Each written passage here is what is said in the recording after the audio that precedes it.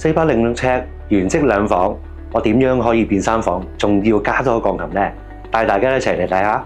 大家好，今日嚟到鴨脷洲利豐大廈睇一個舊樓翻新嘅單位，大家跟我哋去睇下。入到嚟屋入邊啦，咁見到一個玄關位，咁我都會做嗰啲護位啦，咁同埋做翻一啲 detail 啲嘅紋啦，就係一啲暗嘅條子啦，一個比較高級啲嗰個感覺啦，咁同埋襯翻個淺灰色嘅。跟住過嚟呢一 part 咧，就係電視櫃啦。咁業主嚟講咧，就呢間屋就需要比較多嘅收納空間啦，而我廳亦都會幫佢做得比較多少少櫃嘅。咁追翻過嚟呢邊啦，就見到一隻隱藏門，我落翻呢個少少條子啦，就係一個廚房門嘅位置嘅。好啦，見到個廳有啲咩咁特別咧？咁頭先我講咗啦，原積2房，我點樣改3房啦？往往第一間房我哋就出現咗啦，就係呢個角落頭啦。咁我將一啲位置咧，我係伸延咗喺廳嘅出邊啦，咁而做咗一個收納櫃啦，咁而入邊咧係一個上下架床，一陣間我哋會入去睇睇啦。咁而過翻嚟呢邊，我就安排翻咧就會放翻梳化，梳化隔離嚟講咧就會有一個非常標準嘅鋼琴，2.5尺乘5尺嘅鋼琴啦。咁上邊亦都會有個收集頂櫃啦。係啦，追翻嚟門口呢邊啦，咁啊做翻個 L 櫃，做翻個整體啦，亦都可以放翻仔仔佢哋每年啊，佢都會有好多獎杯啊，咁做翻一個展銷櫃。好，入到嚟第一間房間啦，咁頭先都回顧翻啦，業主就要求我咧係啦個收納空間比較多啲啦，咁所以房間嚟講咧，我都用翻一個 L 櫃啦，就用盡晒啲位置嘅，咁而床咧我做高少少。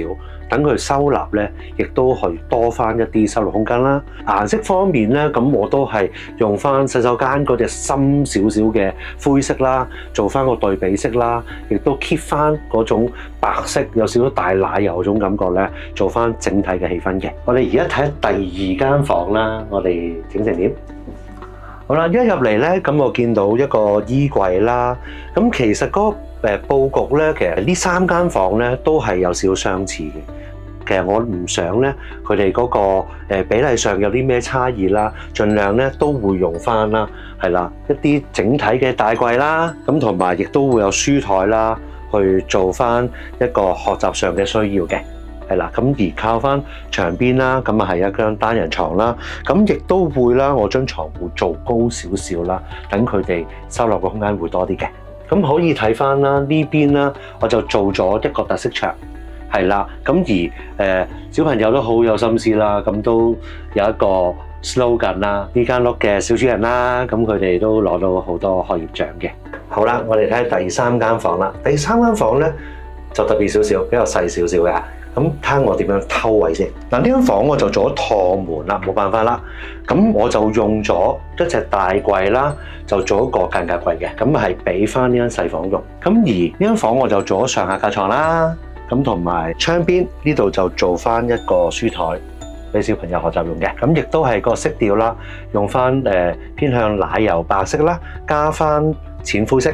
咁啊，做翻一個整體嘅主題呼應啦。睇翻隱藏門啦，咁我用翻嗰條子咧去做翻個修飾嘅。咁或者我入去睇睇廚房，我點樣佈局先？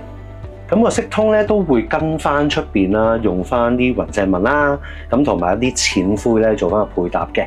咁亦都係啦，以往都係做翻個鋁質天花啦、筒燈啦，咁然後上邊會有收納嘅頂櫃啦，係啦，咁台面石啦，咁同埋地櫃都係走廊啦。我哋睇下洗手間，洗手間我做咗個趟門啦，外趟嘅，咁見到個門啦，我都做咗一個設計啦，咁暗紋啦。呼應翻對面呢隻櫃個條子啦，咁整體個效果個色通咧都會圍繞翻成間屋嘅主題都係淺色為主嘅。